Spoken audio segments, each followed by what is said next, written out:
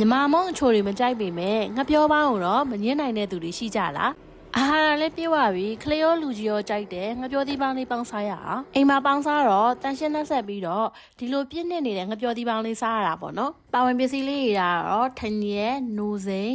နိုးစီတကြားနွားနို့နဲ့ခရီမာအမှုန့်နဲ့ငှက်ပြောသီးတို့ဖြစ်ပါတယ်ငှက်ပြောသီးကတိတ်မမဲ့သေးဘူးဆိုရင်တော့ရေနဲ့9မိနစ်လောက်ပြုတ်ပါနော်ယူလီယာကတော့ဒီမှာငှက်ပြောသီးကအရမ်းမဲ့နေလို့မပြုတ်တော့ပါဘူးငှက်ပြောသီးတွေကိုအိုးထဲထည့်ပြီးတော့ကြာတော့နွားနို့900မlထည့်လိုက်ပါမယ်နော်ပြီးရင်တော့နိုးစိန်5စွန်းထည့်ပါမယ်နို့စီကတော့2စွန်းထည့်ပါမယ်နော်ဒီနေရာမှာကိုကစီးချိုရှိလို့ဘာညာဆိုရင်လည်းအချူလျှော့ထည့်လို့ရတယ်နော်။တကြားတော့တစုံမောက်မောက်ထည့်လိုက်ပါတယ်။ထညက်နဲ့နွားနို့ကိုရေကျင်းထားတဲ့ဟာလေးလည်းထည့်လိုက်ပါမယ်နော်။ပြီးရင်တော့ပါဝယ်ပစ္စည်းလေးတွေကိုတမအောင်ခပ်ဖွားဖွားလေးမှွေပေးပါမယ်နော်။ဒီလေးတစ်ပေါက်နှစ်ပေါက်လည်းထည့်လိုက်ပါမယ်။ပြီးရင်တော့နွားနို့လေးပွက်အောင်ရင်တက်လိုက်မယ်နော်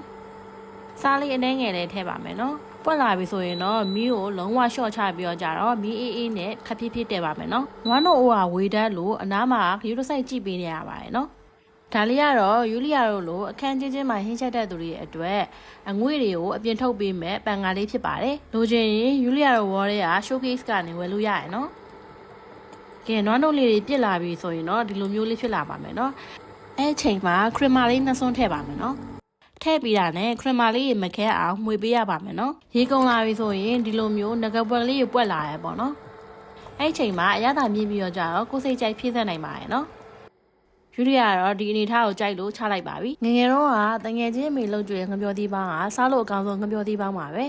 ဒီငပြောသီးပေါင်းမှာလိုအပ်ချက်တွေရှိရင်လည်းထောက်ပြခဲ့ပါအောင်နော်ခုနောက်ပိုင်းမှာမုံလုံးကြီးအသစ်ဆန်းတွေအရန်ပေါ်လာတော့ငငယ်ကစားခဲ့တဲ့ဒီနတ်တုတ်တာမုံလေးတွေပေါ့နော်အဲ့လေးတွေကိုလုံးမစားပြတာအရန်ကြပါပြီယူလီယာတော့ငငယ်တော့ကတော့ကျောင်းမုံသေးတန်းမှာ ready made မုံတွေတိတ်မရှိဘူးပေါ့နော်အဲ့တော့အိမ်ကနေလှုပ်ကြွေတဲ့ဒီမုံလေးတွေကိုနေ့လည်စာမုံအဖြစ်ယူရပါတယ်ငငယ်ကအိမ်ကလှုပ်ပေးတဲ့နေ့လည်စာမုံလေးတွေရှိရင်လည်းပြောပြခဲ့ပါအောင်နော်